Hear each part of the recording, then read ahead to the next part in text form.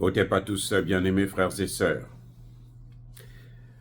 Au sommet de Bruxelles concernant euh, l'aide à l'Ukraine, notamment après la prise en fonction de Donald Trump, pose un problème. Il y a eu un débat fort qui est né en fait aux États-Unis.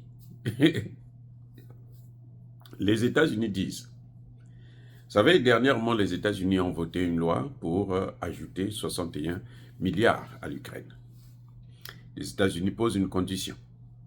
Nous allons donner ces 60 milliards, mais l'Europe doit aider aussi l'Ukraine.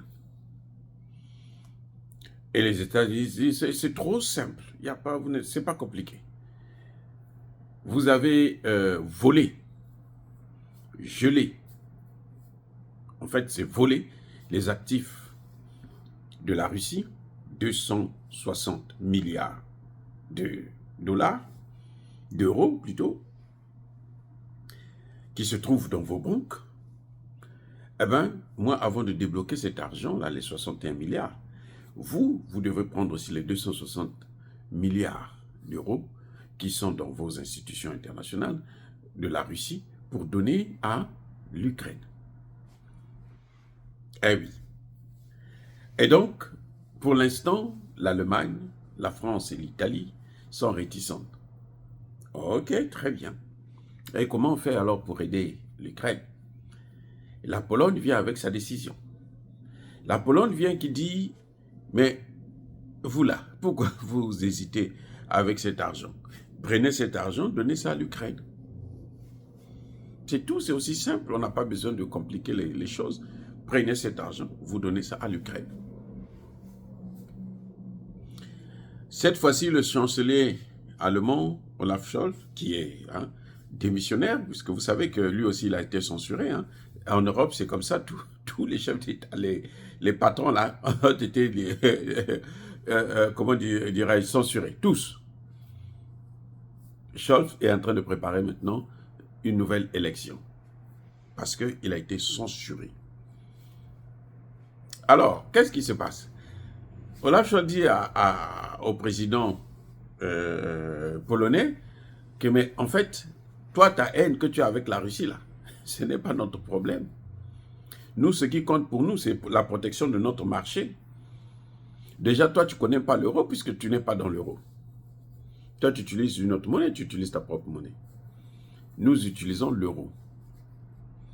Toi, prends d'abord l'argent que tu as. Si tu as aussi de l'argent de la Russie, prends ça et puis donne à l'Ukraine. Pourquoi tu veux que nous, on puisse donner ce que nous avons ici, qui ne nous appartient pas d'ailleurs? Le fait d'avoir gelé ça déjà, c'est hors la loi. Secondo, ce sera pire si nous prenons ça, ce serait carrément un vol et c'est interdit par les institutions internationales, financières internationales comme la Banque mondiale et le FMI.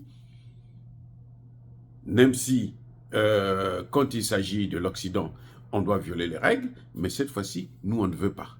Parce qu'après tout, nous avons aussi des avoirs, par exemple, de la Chine, de l'Inde et autres.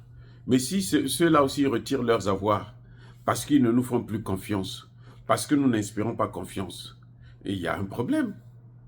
Qu'est-ce qui est le problème de la dédollarisation? La dédollarisation, c'est dû à quoi? C'est dû au manque de confiance.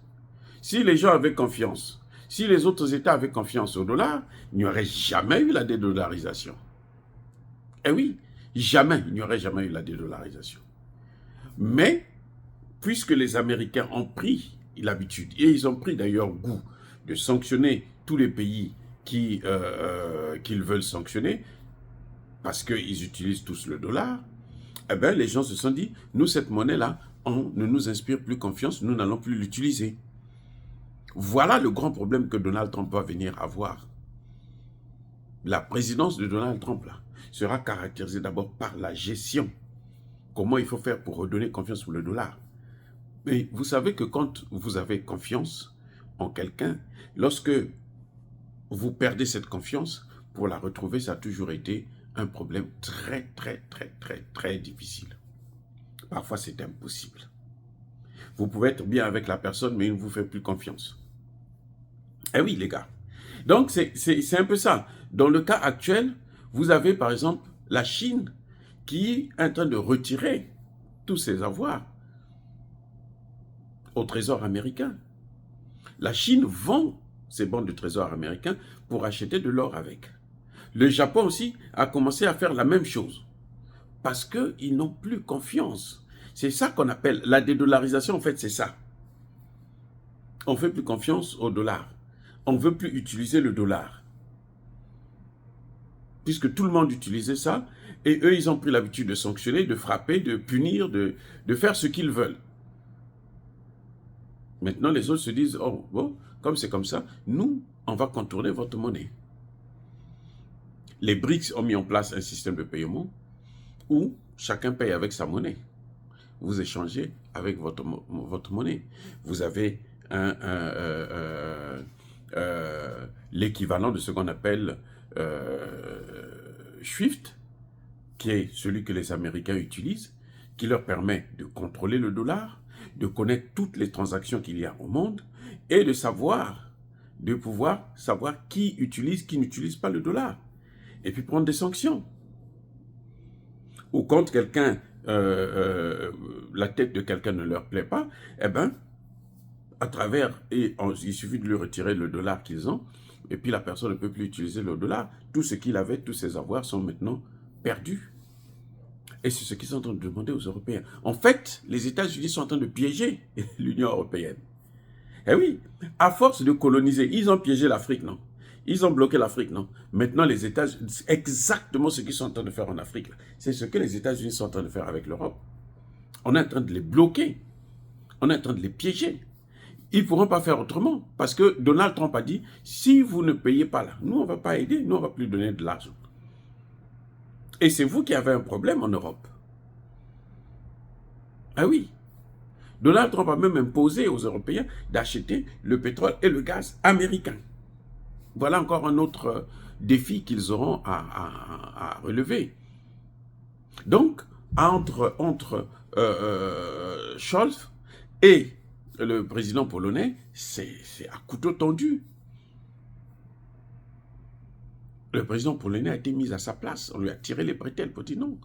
Tu ne viens pas nous donner des ordres parce que toi, tu n'es pas dans l'euro. Toi, tu n'as pas le droit de parler de ça.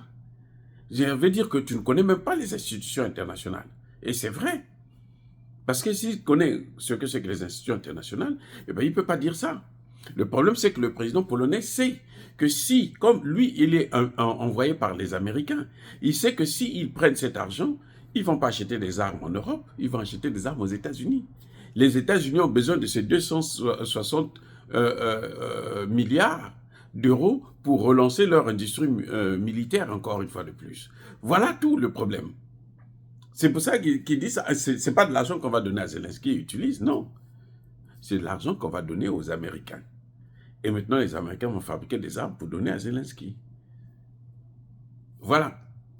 80% de l'aide à l'Ukraine reste aux États-Unis. 80%. C'est 20% qui s'en vont. Et puis bon, il y a peut-être 5 à 10% que Zelensky lui-même met dans la poche. Et puis le reste, bon, on essaie de jouer avec. Bien-aimés frères et sœurs, encore une fois de plus, soyez bénis, soyez abondamment bénis par le Dieu des Kémites et par nos ancêtres angélisés. Mais que tous ceux qui persécutent le continent africain le pillent et le déstabilisent, qu'ils soient noirs, blancs, chinois, arabes, juifs, indiens ou qui qu'ils soient punis, maudits, foudroyés, neutralisés, écrasés, effacés par le Dieu des Kémites et par nos ancêtres angélisés. Vive l'Afrique éternelle, j'ai dit et j'assume.